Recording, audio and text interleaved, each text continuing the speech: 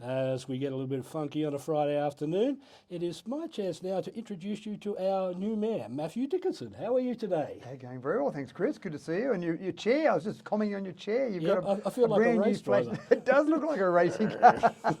I'm it's- sure you bought it on some game site for Yeah, some well, gamer that plays games and race cars. That's what it is for, isn't it? It looks like that. It looks very comfortable though. I'm impressed.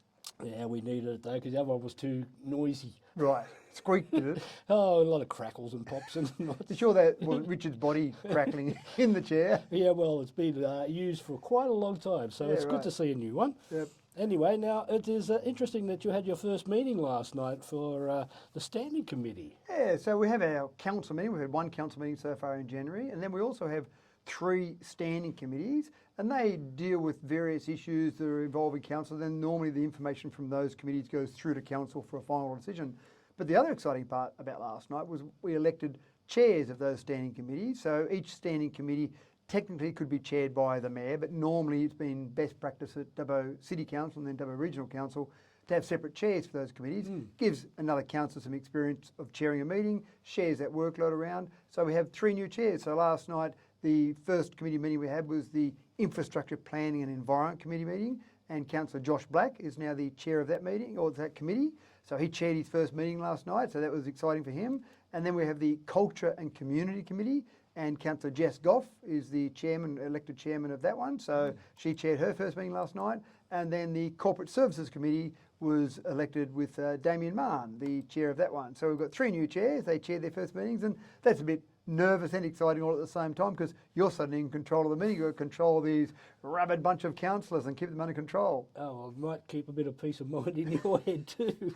Yeah, no, I think So- it's good to get that experience around there. And, Yeah, and then we dealt with a variety of issues in those 3 committee meetings last night. But again, those decisions from there will then feed up into the council meetings and then be made final at the council meetings. So a lot of other areas apart from Dubbo get involved, in other words, like your Narromine and your... Not so much, no. The committee meetings are really about issues that are coming still to Dubbo Regional Council. Okay. Sometimes they might involve areas outside, but typically there are issues that come to council. And the idea of those committee meetings is so that the committee can examine those issues, look at those issues, and make a decision, but the decision's not final until it goes to a council meeting in 2 weeks' time.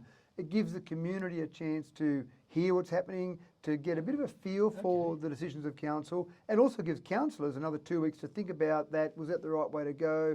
Should I reconsider that decision? So it's just a way of making sure the community's on board with those decisions and you get the best decisions out of council. Yeah, well, that's the thing. It's always interesting how the council works, and people like to know about it. I think you're spot on. The other thing with committee meetings is the rules of debate are a little bit looser than a council meeting. A council meeting is very formal. So, for example, in a council meeting, you will stand up when you speak. You will only speak to an issue that's on the agenda once. You can only debate that issue once. And if someone else says something you don't agree with, you don't really have the chance to jump up and then put another few points forward. So it makes you think about what you're going to do and makes it very formal. Committee meetings, you can go back and forth, a bit more flexibility in terms of the rules. You don't have to stand up to debate.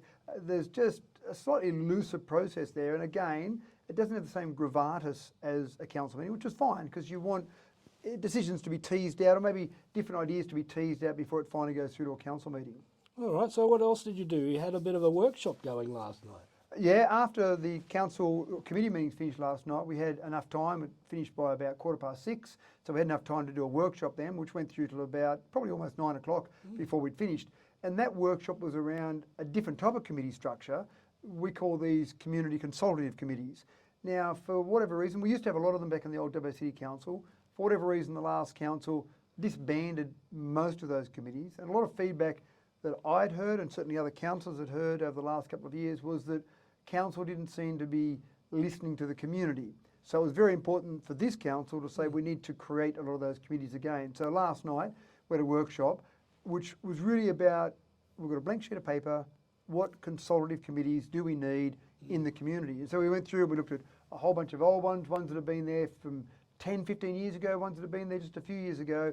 And it was a good workshop, just a bit of brainstorming really about what committees do we need, how do we involve the community. And just as an example, there's a lot of people in Wellington that feel like Dubbo has taken over Wellington and they've lost their voice. And to a certain extent in the amalgamation, everyone's voices were reduced in the amalgamation. We didn't have two councils anymore, we had one.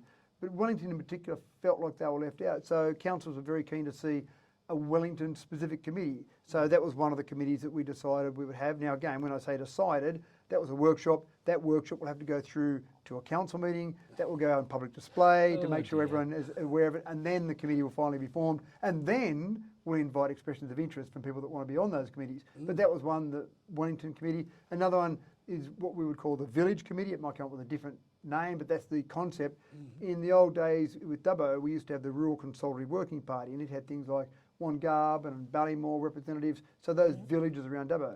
There's more villages now because we've got Wellington as well. So Stewart Town and Mumble and Eucarina, so those villages. So the idea of that working party will be, we'll have a representative from those villages and they'll meet on a regular basis, maybe quarterly for example, to discuss some of those issues that are important to those villages. Again, the idea is making sure we hear from the entire community and then feed that information back into councillors, because it's unreasonable for every councillor to get to every part across the entire LGA. But by forming these committees, they'll typically have a councillor representative on those committees. So when they meet, there'll be a councillor along at those, and then that information gets fed back. And if someone at a council meeting says, oh, Councillor X, what happened on this particular committee? You're the representative on this committee, so they'll have more intimate knowledge of that committee rather than just what's presented in the paperwork.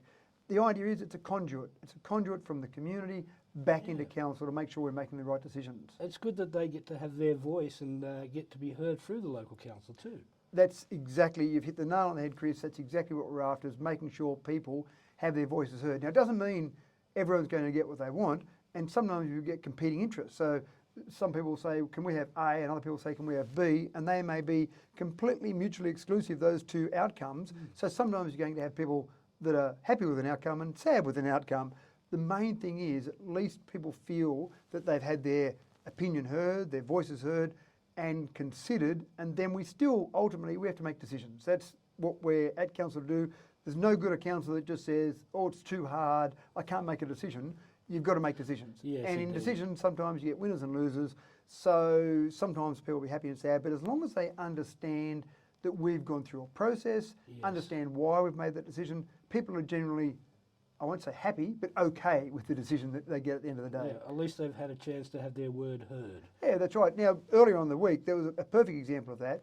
We had a meeting, there's a boarding house application, a DA for a boarding house at council at the moment. And so that went to last month's council meeting. We as a council decided to defer that. That was the first ever DA for this new council. So it was very important for councillors to really understand a DA. There's a lot of information on a DA. There were objections to this particular DA. So councillors as a collective deferred that by a month. And one of the things they wanted to do in that intervening period was go and have a look at the site, talk to some of the objectors. So we went over there on a morning this week. We had a meeting with the particular objectors. We looked at the site. We heard some more information from the agents that were managing that site. We heard more information from the people putting in the DA. Now, ultimately, council will make a decision. We'll either accept the development application so the boarding house can go ahead and be built. We need more affordable housing. We need more housing in Dubbo. Or we could reject that DA. We've heard the residents around there. They don't like the idea of this DA for a whole range of reasons. So in this case, there's going to be some winners and losers. The critical thing is that we as a group of councillors hear what those people have got to say on both sides and then make a decision ultimately that's going to be the best outcome for the future of Dubbo. And that's where it becomes tough.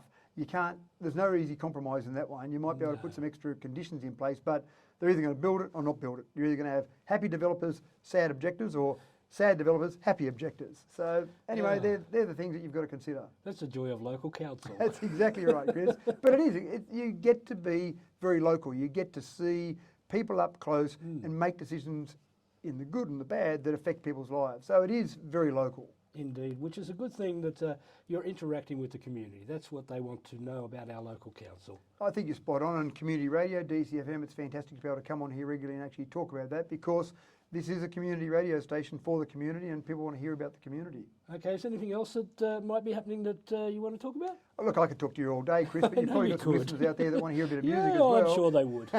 So they're kind of I like to give you a bit of an update on what's happening over the last few days. They're the most recent things that have been happening. So I think that's interesting. Probably the only other thing worth mentioning is we had our Australia Day debrief from the Australia Day events we had in Dubbo and Wellington. Both very successful events. They both went very well. But a few little things from that. We just heard a bit of feedback from Wellington. We've had one committee to do the judging of the Australia Day event. So one committee would judge the winners of the Citizen of the Year in Dubbo and Wellington. That's got representatives from Dubbo and Wellington. There was some feedback from Wellington that said they really thought they would prefer to have their own committee. So we're going down that path where we'll break up that committee that's one at the moment. So we'll have a Wellington committee to do the Wellington Awards, the Dubbo committee to do the Dubbo Awards. But the other thing we're going to do is there was some discussion around the time of day. So we're going to put out a small survey just to get a feel for people.